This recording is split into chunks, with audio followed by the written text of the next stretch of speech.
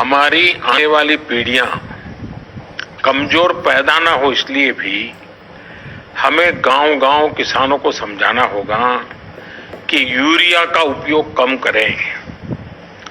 Urea के कारण बहुत बड़े संकट आ रहे हैं। यूरिया से हमारी मिट्टी, हमारे जल, उस पर बहुत विपरीत असर होता है। और इसलिए पल्लवी जी, आप जैसे प्रधान गांव वालों को समझाए कि भाई अब गांव में पहले अगर 10 थैली आता था यूरिया तो अब 5 थैली आएगा, पहले 100 थैली आता था तो 50 थैली आएगा। हम आधा कर देंगे। आप देखिए, पैसा भी बचेगा और ये हमारी धरती माता भी बचेगी। तो मैं चाहूंगा कि जब पंजाब के किसानों से बात हो रही है और पल्लवी जैसे प्रधान से बात हो रही है, तो मुझे पक्का विश्वास है कि आप ये काम करोगी। और मेरी तरफ से आपको बहुत बधाई, बहुत शुभकामनाएं। आइए हम महाराष्ट्र चलते हैं। भोले भाले किसान अधिक उत्पादन के लालच में फंसकर रासायनिक खाद व कीटनाशकों का प्रयोग करने लगे। बैलों की जगह ट्रैक्टर से जुताई होने लगी। शुरुआत में कम रासायनिक खादों के प्रयोग से अधिक उत्पादन हुआ। धीरे धीरे रासायनिक खादों के प्रयोग के कारण भूमि की उर्वरा शक्ति क्षीण होने लगी, जिसकी वजह से उत्पादन घटने लगा तथा फसलें कमजोर होने लगी। फसलों के कमजोर होने के कारण उनमें रोग व कीट लगने लगे। रोग व कीटों से फसल की सुरक्षा के लिए और अधिक कीटनाशकों का प्रयोग होने लगा। एक तरफ ज्यादा उत्पादन के लिए अधिक रासायनिक खादों का प्रयोग होने लगा, वहीं दूसरी तरफ फसलों को रोग व कीटों से बचाने के लिए अधिक विषाक्त कीटनाशकों का प्रयोग बढ़ गया, जिसके कारण उत्पादन लागत बढ़ी और किसान को लाभ कम होने लगा, बल्कि छोटे किसान कर्ज में डूबने लगे। धीरे धीरे भूमि की उर्वरा शक्ति क्षीण होने से भूमि बंजर होने लगी। रासायनिक खाद व कीटनाशकों के कारण खाद्यान्न भी विषाक्त हो गए तथा जलवायु भी प्रदूषित हो गई, जिसके कारण मानव, पशु पक्षियों के स्वास्थ्य पर प्रतिकूल प्रभाव पड़ा, जिसका परिणाम आपके सामने है। मानव स्वास्थ्य पर रासायनिक खादों के पड़ने वाले प्रभाव को आप ऐसे समझें।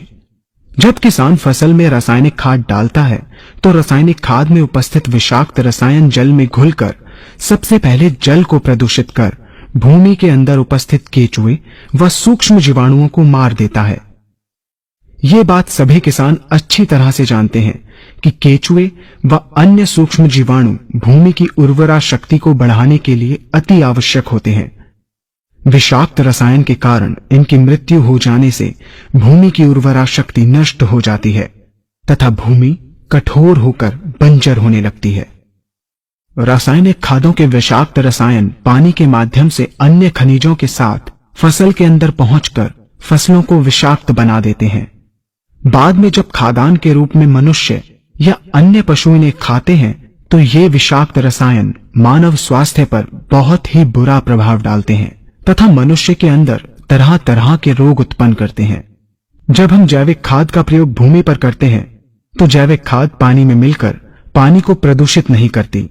जैविक खाद भूमि के अंदर उपस्थित उर्वरा शक्ति को बढ़ाने वाले जीवाणु तथा केचुओं की संख्या को तीव्रता से बढ़ाती है, जिससे भूमि की उर्वरा शक्ति बढ़ती है तथा भूमि छिद्र युक्त एवं भुरभुरी हो जाती है, जिससे वायु और प्रकाश भूमि के अंदर गहराई तक प्रवेश करते हैं, जिसके कारण भूमि में तापमान एवं आर्द्रता का संतुलन बना रहता है और फसलें मजबूत होती हैं। जैविक खाद में विद्यमान तत्व खाद्यान्न के माध्यम से मानव व पशु पक्षियों के शरीर में पहुंचकर स्वास्थ्य लाभ पहुंचाते हैं। जैविक खादों के प्रयोग से फसलें अच्छी और मजबूत होती हैं, जिसके कारण उन पर रोगों एवं कीटों का ज्यादा प्रभाव नहीं पड़ता। यदि किसी प्राकृतिक कारणवश कीटों व रोगों का प्रभाव अगर पड़ता भी है तो गौमूत्र एवं औषधीय वनस्पतियों के घोल के छिड़काव करने से फसलों को रोग एवं कीटों से बचाया जा सकता है।